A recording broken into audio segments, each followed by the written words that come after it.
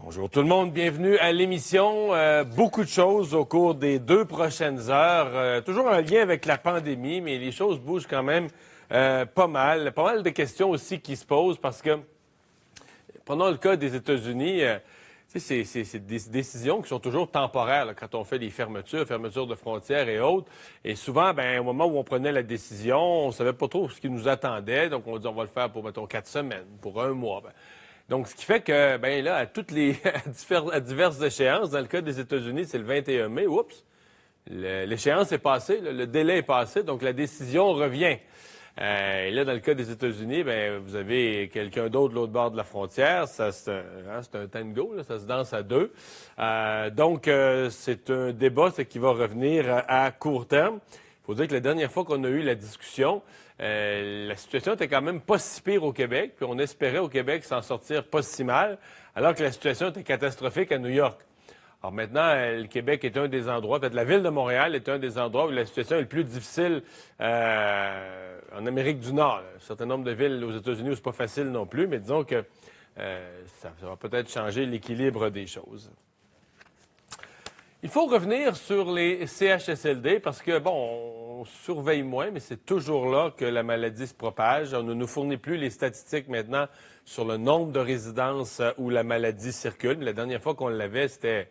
ça montait, là, une dizaine de plus, 10, 15, 20 par semaine de plus, pas de cas, de résidences où la maladie est entrée. On était en haut de 300 la dernière fois qu'on a eu des chiffres. On est censé nous redonner, on disait qu'il y avait une mise à jour à faire et tout ça, on est censé recommencer à nous donner ces statistiques sous peu. Toujours est-il que ce matin, la question se pose, vous l'avez peut-être vu dans le journal, sur les inspections. Des inspections, dans certains cas, dans bonne partie des cas, les inspections n'ont pas eu lieu depuis 3 ans. Il y a même certains CHSLD qui voudraient remonter 5 ans en arrière. Et on se demande aussi, la façon dont sont faites les inspections, les suivis, ce qui sont faits au lendemain d'une inspection pour changer les choses, parce que c'est une chose de constater, c'en est une autre de faire les modifications. On va tout de suite aller rejoindre Maître Paul Brunet, le président du Conseil de la protection des malades. Bonjour. Bonjour, Mario. 5 ans sans inspecter un CHSLD, c'est long, ça, là. C'est très long, Mario. C'est un milieu de vie. Alors, le quotidien doit faire l'objet d'un suivi beaucoup plus rapidement que les séquences auxquelles on a été habitué, surtout depuis 2014. Des inspections qui, dans votre esprit, sont faites lorsqu'elles sont faites avec rigueur. On a tout entendu au fil des années. Dans certains cas, on nous disait qu'il y a des inspections, mais les gens sont avertis d'avance. Fait que la journée que les inspecteurs arrivent, là, c'est propre comme jamais. Puis, on a arrangé, disons, l'essentiel, la parure un peu, là.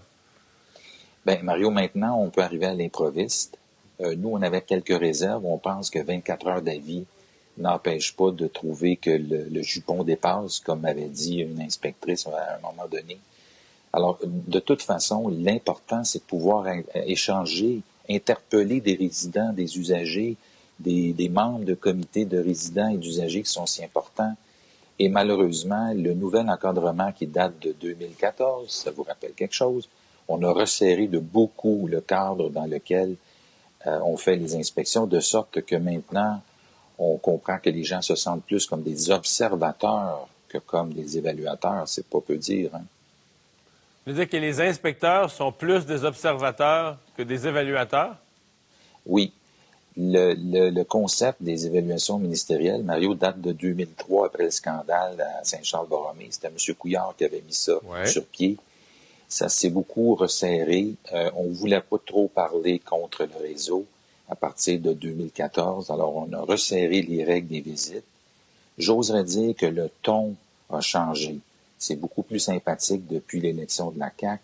Mais avant ça, c'était très rigide.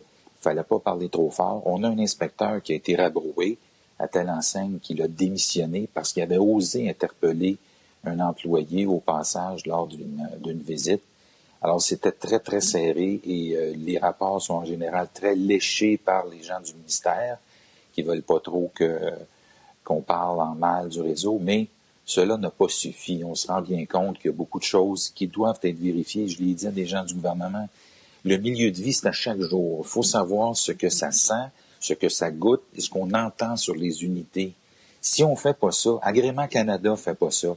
La certification de Mme Vien, on s'en souvient à l'époque, fait pas ça.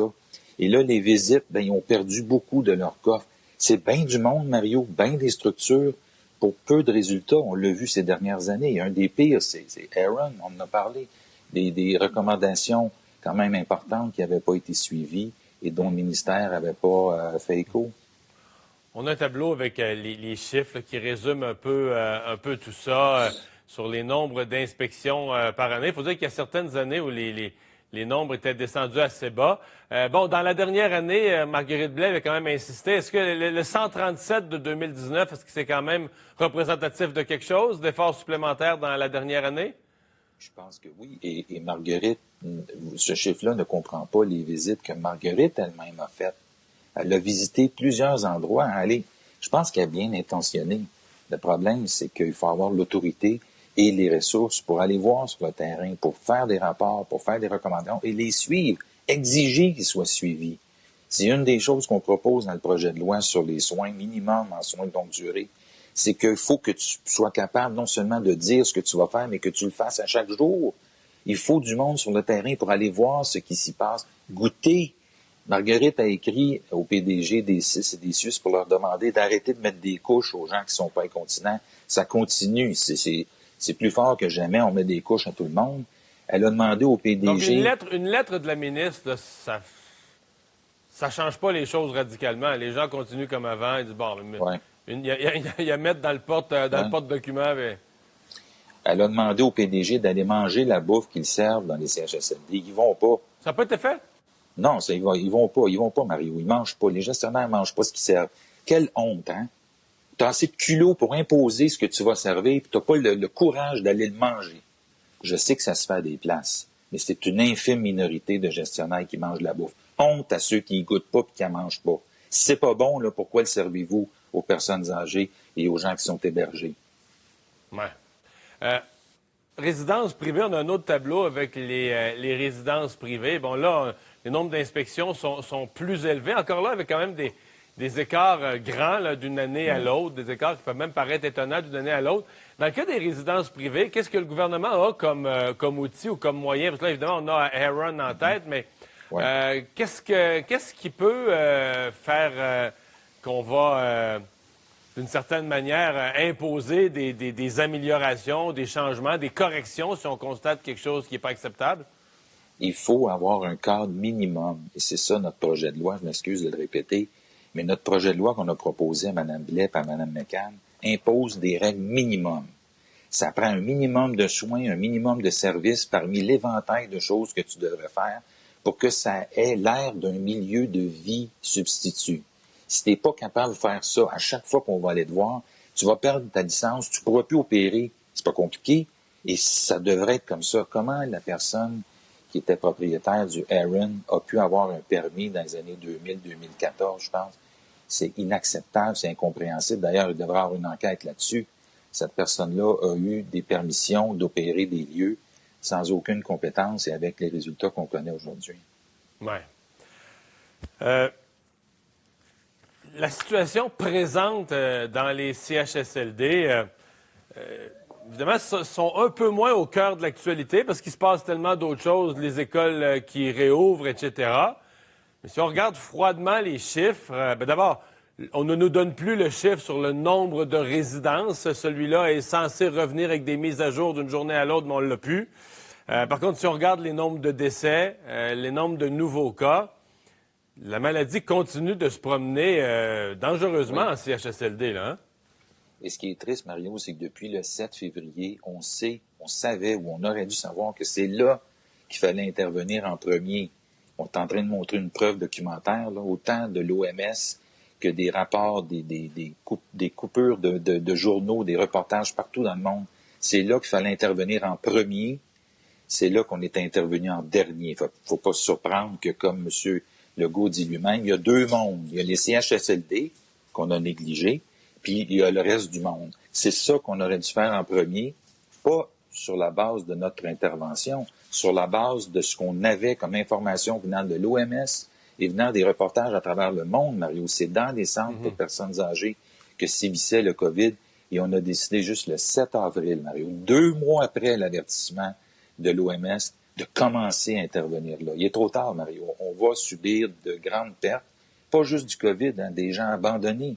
Il y a un urgentologue qui a dit, je reçois des patients qui ne sont pas COVID, ils viennent des CHSLD, ils sont déshydratés, mal nourris, ils sont en train de mourir de déshydratation. C'est pas dans une jungle lointaine, là. C'est ici même, Mario. C'est ça qui fait de la peine. Monsieur Legault, hier, on aurait dit qu'il voulait comme refaire le point sur la situation, puis on redit là, dans les explications pourquoi il y a autant de décès, nos CHSLD étaient mal préparés. La crise a quand même mis là, un peu la loupe sur des problèmes d'un bout à l'autre des CHSLD, là, de la gestion où personne n'est responsable de rien, où on nous a expliqué, dans un CHSLD, il n'y a même pas de directeur général, c'est le CIS puis le CIUS dont des personnes sont responsables de l'hébergement, etc., jusqu'aux employés eux-mêmes, où on nous a expliqué, on n'a pas vraiment créé de poste à temps plein, on voulait plus créer de poste à temps plein, on créait un paquet de postes à temps partiel, payer les gens 10-12 heures. Mais je veux dire, c'est toute une gestion, il n'y a plus de boss dans la boîte, il n'y a plus d'employés à temps plein. Je veux dire, il me semble que c'est quasiment faire exprès de créer des conditions. Évidemment, dans le cas d'une pandémie, c'est créer des conditions pour que tout tourne mal, là. Oui. Ça, c'est une des conséquences de la réforme Barrette, où on a centralisé l'autorité. On a sorti beaucoup d'autorités de premier niveau, des gestionnaires de premier niveau, qui faisaient la job sur le terrain et qu'on a centralisé dans les CIS, dans les CIUS, au ministère, de sorte qu'il n'y a personne en autorité sur le terrain. Et encore pire, quand il arrive une crise comme celle-ci, là, ça montre encore plus comment on savait pas ce qu'on faisait, même si on prétendait qu'on savait tout, et qu'on a désorganisé encore plus le réseau. Et la crise est un exemple malheureux de ce qui s'est passé. Une chance qu'on a les comités d'usagers, de résidents. J'espère qu'ils vont pouvoir continuer à faire leur travail, eux autres aussi, mais à qui on a empêché beaucoup de revenir sur le terrain. Ouais. Paul Brunet, merci de nous avoir parlé aujourd'hui.